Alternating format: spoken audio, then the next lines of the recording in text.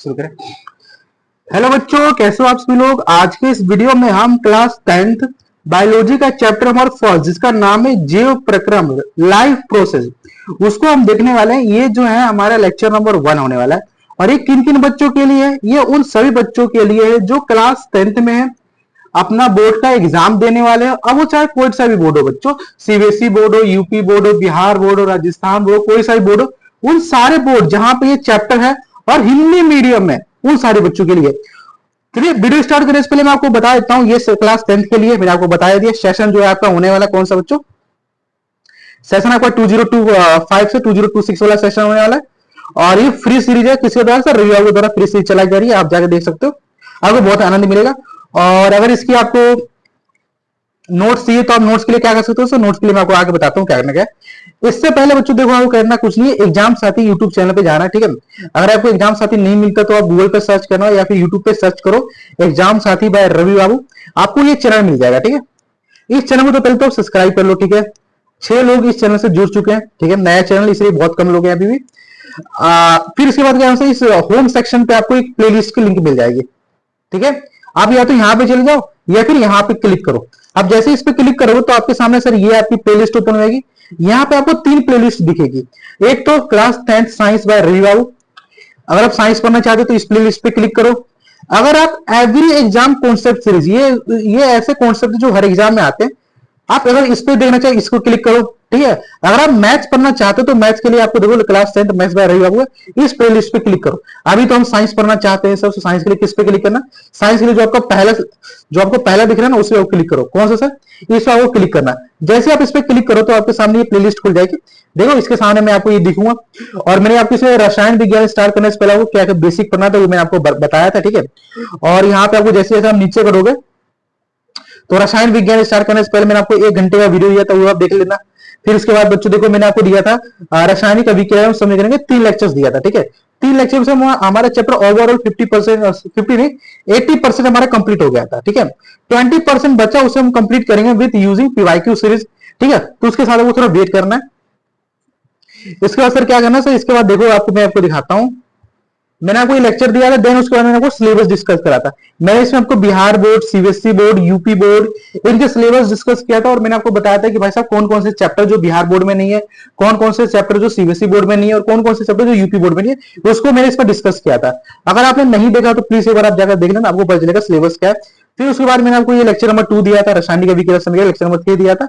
और इसके साथ लेक्चर नंबर अभी 4 आने वाला, ठीक है। उसका वेट करना थोड़ा सा है, तकनीकी प्रॉब्लम के कारण वो लेक्चर अपलोड नहीं हो पा रहा है। फिर इसके बाद मैंने आपको सर बायोलॉजी स्टार्ट करने से पहले मैंने आपको 30 बेसिक्स बायोलॉजी के टर्म्स को मैंने आपको एक्सप्लेन किया था, जिसमें मैंने आपको बताया था, क्या बताया था सर, मैंने आपको बताया था सेल क्या होता है, फिर कोशिका क्या होती है, टिश्यू उत्तक क्या होता है, सारी चीजें आपको बताया था, ठीक है। तो आप उसको जाकर देखिए ना। अगर आपको सर इन सब की पीडीएफ चाहिए तो पीडीएफ के लिए क्या करना आपको, ये टेलीग्राम चैनल है हमारा, ठीक है।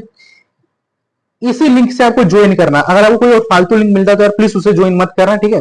यहाँ पे आपको नोट्स भी जाएंगे, टेस्ट की पीडीएफ मिल जाएगी, उसको आप अटेम्प्ट करके अपनी तैयारी चेक कर सकते हो। और अगेन एक बात और कहूंगा कि यार ये इसी लिंक से, मतलब कि इसी स्कैनर से जाकर ज्वाइन करना। अगर आपको इसके अलावा कोई चैनल मिलता है तो प्लीज ज्वाइन मत करना। मैं आपसे कभी भी, अगर वो चैनल आपसे कभी पैसे डिमांड करता तो मत करना, ठीक है। ये आपका लिंक दिख रहा है आपको, फोटो खींचो और इसको स्कैन करके चले जाओ, ठीक है। अब आपको नोट्स चाहिए तो मैं नोट्स के लिए क्या करता हूँ, मैं इसको ना नंबरिंग वाइज अरेंज कर देता हूँ, ठीक है, ताकि आपको पता चले कि हाँ ये इस चीज का है, ठीक है। 1 ये दिख नहीं रहा सर, और थोड़ा रेड करो, रेड। एक्चुअली मैं इसको थोड़ा नंबरिंग कर देता हूँ ताकि आपको नोट्स मिल जाए, ठीक है। तो कोई नहीं, मैं नंबरिंग कर देता हूँ यहाँ पे 1, अरे यार ठीक है, तो सर थिकनेस बढ़ा देता हूँ इसकी 2, sorry guys, sorry, wait some time, ठीक है। ये हो जाएगा सर आपका 3 है, 3 4, ये आपका 5th है, ठीक है। 6 7 देखो बच्चों, ये रहा, ठीक है। देखो ये जो मैं आपको बताया था ना, बेसिक बायोलॉजी स्टार्ट करना, स्पेलिंग इन टर्म्स को पढ़ लो, बना बायोलॉजी आपको बहुत ज्यादा दिक्कत आएगी। तो देखो ये मैंने आपको बताया था 22 तारीख को वीडियो अपलोड हो गई थी, ठीक है।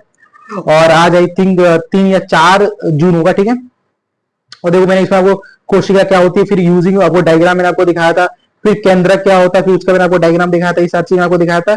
और यहाँ पे मैंने बच्चों क्या किया था, मैंने आपको स्लॉट वाइज पढ़ाया था। स्लॉट क्या था सर, मैंने यहाँ पे सर आपको दो मिनट में आपको इंट्रोडक्शन दिया था, फिर जो आपको मैं 12 मिनट को 1 से 5 तक बायोलॉजी के टर्म्स पढ़ाया था, फिर मेरे को थोड़ा ब्रेक दिया था, ब्रेक रिफ्रेश हो जाओ, फिर मैं आपको सारे टर्म्स मैंने पढ़ाया था। ठीक है, अब हमें क्या पढ़ना सर, आज हमें पढ़ना है कोशिका के बारे में। तो कोशिका के बारे में पढ़ने से पहले, सॉरी, आज हम पढ़ना लाइफ प्रोसेस के बारे में। तो लाइफ प्रोसेस चलो मैं बता दूं कैसे पढ़ना है।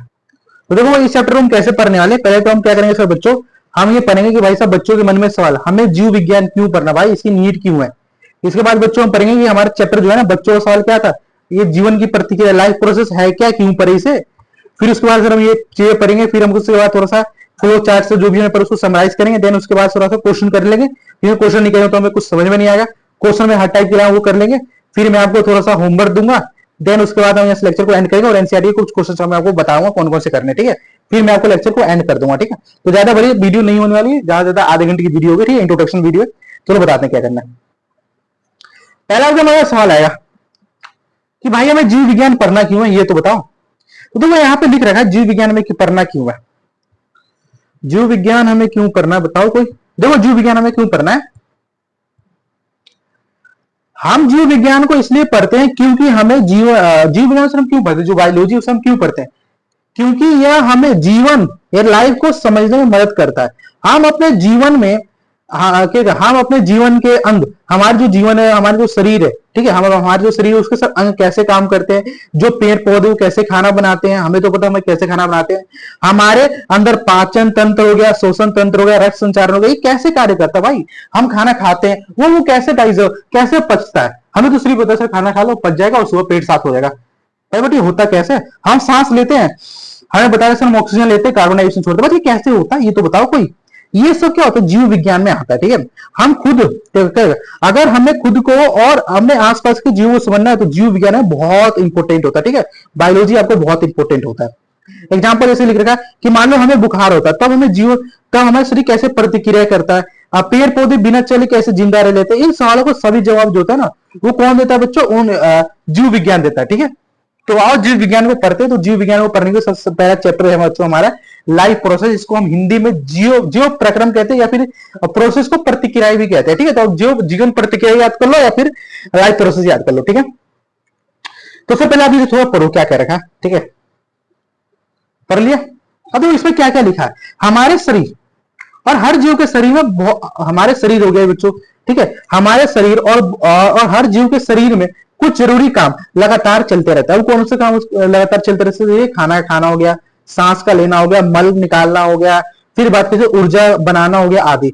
इन सभी कामों को जीवन की प्रतिक्रिया सर लाइफ प्रोसेस कहते हैं। ठीक है, अगर ये काम में रुक जाती है तो बच्चों इंसान जिंदा नहीं रह पाएगा, इंसान सर जिंदा नहीं रह पाएगा और ये सब काम में रुक जाती है। जैसे मान लो कोई इंसान है, अब वो खाए जा रहा है, अब वो खाए जा रहा, अब वो क्या कर रहा है सर, पेट साफ हो ही नहीं रहा उसका, खाया जा रहा मल निकल, उसका मल का जो है ना उत्सर्जन हो ही रहा, निकाल ही नहीं रहा, तो क्या इंसान जिंदा रह पाएगा, नहीं रह पाएगा। कोई इंसान सांस ही नहीं ले पा रहा।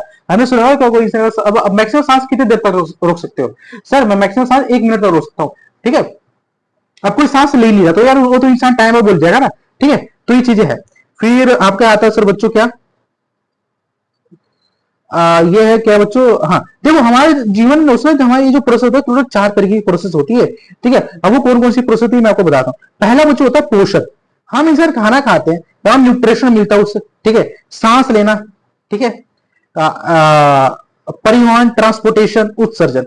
अगर ये 4 प्रोसेस किसी इंसान के, मान लो 4 में से कोई सा भी प्रोसेस हुआ, मान लो एक्सक्रीशन ये अगर रुक गया तो क्या इंसान को जिंदा रह पाएगा, नहीं रह पाएगा यार। तुम खाए जा रहे हो लेकिन एक्सक्रीट ही नहीं करो, निकाल ही नहीं रहे उसको, तो क्या वो जिंदा रह पाएगा, नहीं रह पाएगा। तुम भाई बहुत खा रहे हो, बहुत निकाल रहे हो, बहुत न्यूट्रिशन ले रहे हो, लेकिन सांस ही नहीं ले रहे हो, तो क्या आई डोंट थिंक आप जिंदा रह पाओगे। ठीक है, उसके बाद सर क्या लिखा था, चूंकि ये सही प्रोसेस क्या होगा, चूंकि ये सही प्रोसेस क्या होता है, चूंकि ये सही प्रोसेस सम्मिलित, यानी सम्मिलित मतलब कि आप समझ लो कि लगातार रूप से शरीर को अनुरक्षण है उसमें मेंटेनेंस का कार्य करती है, इसलिए इनको क्या लाइफ प्रोसेस कहते हैं। जो 4 प्रोसेस मैंने आपको बताया, 4 प्रोसेस क्या होती है, जी हमारे शरीर को लगातार मेंटेनेंस है ना, अनुरक्षण का कार्य करती है, इसलिए क्या कहते हैं इसको हम लाइफ प्रोसेस कहते हैं। ठीक है, ठीक है, हाँ।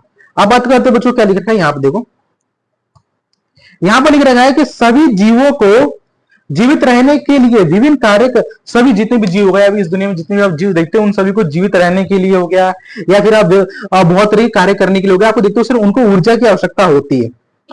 ये ऊर्जा जीवों को पोषण का जो प्रोसेस होता है, पोषण, जैसे हम खाना खाते हैं, है ना, आप दाल हो गया, चावल हो गया, सब्जी खाते हो, इससे आपको प्रोटीन मिलता है, विटामिन मिलता है ना, तो इसी वजह से आपको न्यूट्रिशन मिल रहा है, पोषण मिल रहा है। पोषण के परिक्रम से क्या होता है सर, ये प्राप्त होता है, ठीक है। और इस परिक्रम में चपाचय, सॉरी, चाया पचय यानी कि मेटाबॉलिज्म नाम का एक जैव रासायनिक बायोमोलिकुलर क्रिया होती है जो कोशिकाओं के सेल में उत्पन्न होती है, ठीक है। और इसको उत्पन्न होने के लिए, जैसे मान लो मैंने आपको बताया सर, जैसे पोषण हो गया, ठीक है, आप ये सब चीजें खाते तो ये सर ये परिक्रम जो होता है सर, चाय चपाय नाम की एक जैव रासायनिक क्रिया होती है। और ये जो क्रिया होती है बच्चों कहां पे होती है सर, ये कोई क्रिया कोशिकाएं में होती है, और वहां पे लिखा है वहां पे क्या होता है, ऑक्सीजन उत्पन्न होती है, ठीक है, और सेल में उत्पन्न होती है, और इसको उत्पन्न करने के लिए किसी सर ऑक्सीजन की आवश्यकता होती है, ठीक है, ऑक्सीजन की आवश्यकता होती है, जिसे जीव जो होता है अपनी बाहरी पर्यावरण, एक्सटर्नल एनवायरमेंटल से प्राप्त करता है। और ये जो परिक्रम होता है, चूंकि इस परिक्रम में क्या होता है, ऑक्सीजन का उपयोग तथा इसके एवं इसे उत्पन्न करना, कार्बन डाइऑक्साइड, इसमें क्या होता है, हम ऑक्सीजन का उपयोग करते हैं, कार्बन डाइऑक्साइड इसमें क्या उत्पन्न होता है, ठीक है, और इसमें क्या होता है, CO2 जैसे कार्बन डाइऑक्साइड, उसका निष्कर्षण होता है, और ये जो प्रोग्राम होता है इसे शोषण कहते हैं। तो पोषण पढ़ लिया, शोषण पढ़ लिया, ठीक है। अब आगे क्या पढ़ना सर, अब आगे बच्चों आपको पढ़ना पड़ेगा ट्रांसपोर्टेशन, ठीक है भाई। एक मिनट, ये मत बोलना कि सर देखो पोषण पढ़ लिया, शोषण पढ़ लिया तो आधा चैप्टर खत्म हो गया, नहीं, इसको मैं डिटेल में पढ़ना, मैं आपको बेसिक ओवरव्यू दे रहा हूं यार, बहुत बड़ा चैप्टर है, ठीक है, कम से कम इसे सोचो कि सर 5 से 6 लेक्चर लगेंगे, मैं आपको बेसिक ओवरव्यू दे रहा हूं, ठीक है। अब इसमें देखो क्या लिख रखा है सर, यहां पे देखो क्या लिख रखा है इन लोगों ने, क्या लिखा, कुछ एक कोशिकीय जीव जिसे हम यूनिसेलुलर ऑर्गेनिज्म कहते हैं, में ऑक्सीजन और कार्बन डाइऑक्साइड के वहन, ट्रांसपोर्टेशन के लिए विशेष अंगों की आवश्यकता नहीं पड़ती है, ठीक है। जैसे जो यार देखो एक कोशिकीय जीव होता है ना, उसमें एक ही सेल से पूरा काम चल जाता है, ठीक है, जैसे कि आपका अम्बीमा हो गया है ना, ये सारे एग्जांपल्स होते हैं, आगे पढ़ेंगे, ठीक है। इनकी, ठीक है, अब क्यों नहीं होता कि क्यों सर, क्योंकि इनकी कोशिकाएं सीधे तौर से डायरेक्टली एनवायरमेंटल के संपर्क में रहती है, ठीक है। जो इनकी कोशिकाएं होती है बच्चों क्या वो एनवायरमेंटल के संपर्क में रहती है, और वहां से ये डायरेक्टली ये सभी चीजें ले लेती है। लेकिन बहुकोशिकीय जीवों में ऐसा नहीं होता। बहुकोशिकीय जीव मल्टीसेलुलर ऑर्गेनिज्म में गैसों के आदान प्रदान के लिए शोषण तंत्र जिसे रेस्पिरेटरी सिस्टम होता है, और इनको कोशिकाओं तक पहुंचाने के लिए एक वहन तंत्र यानी कि ट्रांसपोर्टेशन सिस्टम होता है, जिसे क्या कहते हैं, परिसंचरण तंत्र, जिसे सर्कुलेटरी सिस्टम कहते हैं, ठीक है। हाँ,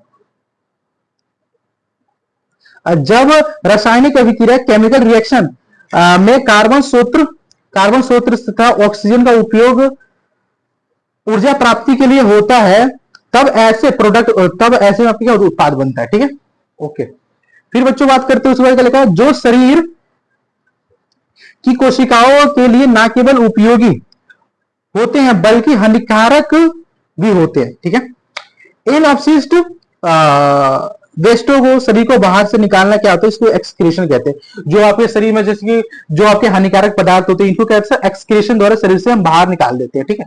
तो आप लोगों ने इसमें से ओवरऑल ये पढ़ा, देखो इसमें क्या पढ़ा, आप ओवरऑल आपने ये समझा कि देखो जितने भी आपके यूनिसेलुलर ऑर्गेनिज्म होते हैं, जिसे आप लोग क्या करते हैं सर, आप एक कोशिकीय जीव कहते हो, मल्टीसेलुलर ऑर्गेनिज्म होते हैं, इनमें डिफरेंट सेल्स की आवश्यकता पड़ती है, ठीक है।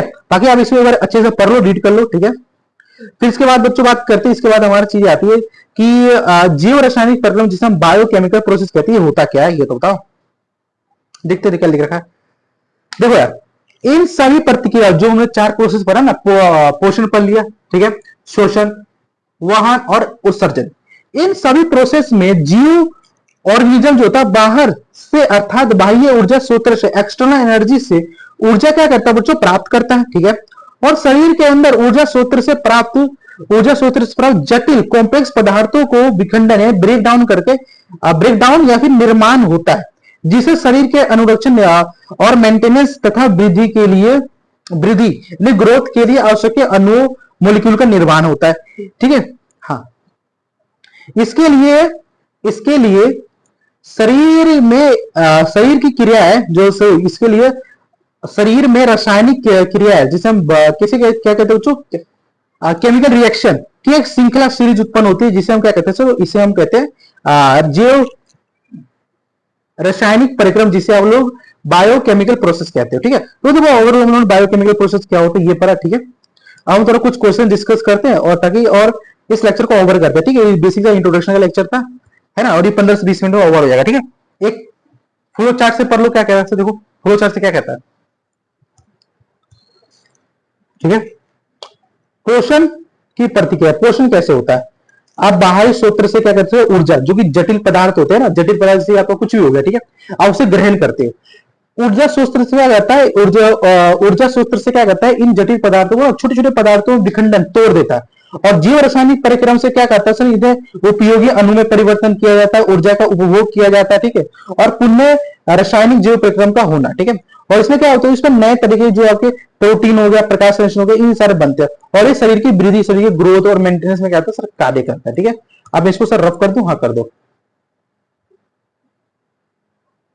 ठीक है, अब कुछ क्वेश्चन कर लेते हैं जो कि आपको पता होना चाहिए कि यार कैसे कैसे क्वेश्चन हमसे पूछे जा सकते हैं और क्या हमने जो पढ़ा उसके सफिशिएंट है। एक बार मैंने जो भी एक्सप्लेन किया उसके ऊपर पीछे जाओ, ठीक है, वीडियो को पॉज करो और खुद से रीड करो। खुद से जब हम रीड करते हैं तो कुछ चीजें हमें ज्यादा समझ में आ जाती है। ठीक है, बात करते बच्चों क्या लिख रहा है, एमसीक्यू प्रश्न यानी उत्तर है। ठीक है, क्या लिख रखा है, जीवों में ऊर्जा प्राप्त करने की प्रतिक्रिया को हम क्या कहते हैं, बताओ भाई साहब। हमें ऊर्जा कहां से मिलती है, जब हम खाना खाते हैं, है ना, पोषण मिलता है, पोषण न्यूट्रिशन से। ठीक है, तो ऑप्शन इसका ए करेक्ट होगा। ठीक है, हाँ।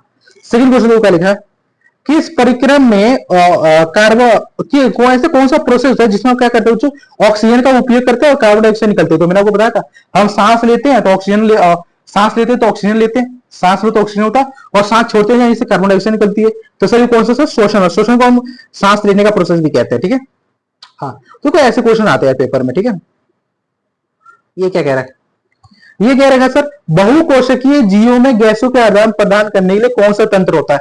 हम जैसे जो मल्टी सेलुलर ऑर्गेनिज्म होते हैं उनमें गैसों का आदान प्रदान के लिए कौन सा सिस्टम होता है, कौन सा तंत्र होता है, बताओ सर। उसके लिए जो होता है ना, आई थिंक यहां पे मुझे लगता है रेस्पिरेटरी सिस्टम होता है, जहां मैंने आपको बताया था। ठीक है, हाँ।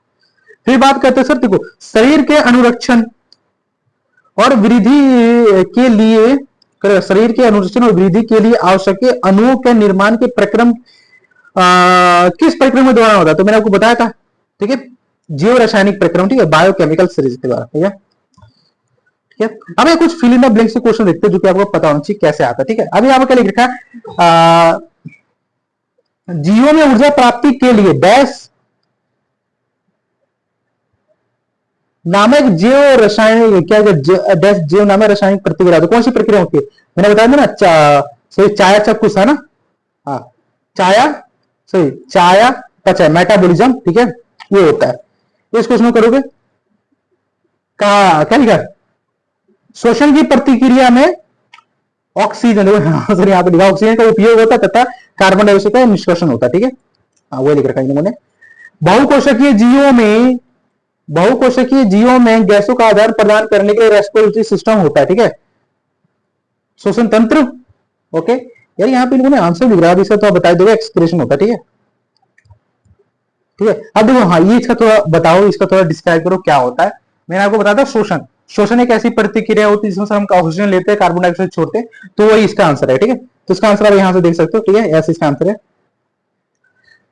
बहुकोशिकीय जीवों में गैसों के आदान प्रदान के लिए कौन सा तंत्र होता है, तो आपको मैंने अभी बताया था कौन सा तंत्र होता है सर, रेस्पिरेटरी सिस्टम होता है। ठीक है, उत्सर्जन किसे कहते हैं, उत्सर्जन एक ऐसी प्रतिक्रिया होती है जिसमें सर हम अपने शरीर से हानिकारक पदार्थों को बाहर निकाल देते हैं। ठीक है, फिर बात करते हैं दूसरा सर, शोषण की प्रतिक्रिया का वर्णन कीजिए। तो शोषण की प्रतिक्रिया क्या होती है आपको मैंने बता दिया था, तो उसको थोड़ा सा डिस्क्राइब में लॉन्ग में आपको लिखना पड़ेगा, तो आपको लॉन्ग में थोड़ा याद कर लो और इसको आपको लिख दो। ठीक है, फिर बात करते हैं ये क्वेश्चन जो कि आकर रखा है, बहुकोशिकीय जीवों में गैसों का आदान प्रदान करने के लिए जो आपका परिसंचरण है ना, सर्कुलेटरी सिस्टम होता है, उसको एक्सप्लेन करना है।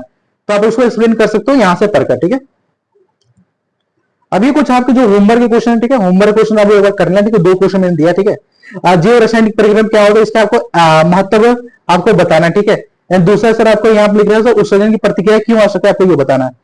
एनसीईआरटी से कोई क्वेश्चन करना है? देखो एनसीईआरटी में अभी तक तो कुछ क्वेश्चन मैंने आपको अभी तो मतलब जो जितना आपको रखा उसके अनुसार की बताऊं तो यार अभी तक तो कुछ नहीं है इसमें, ठीक है।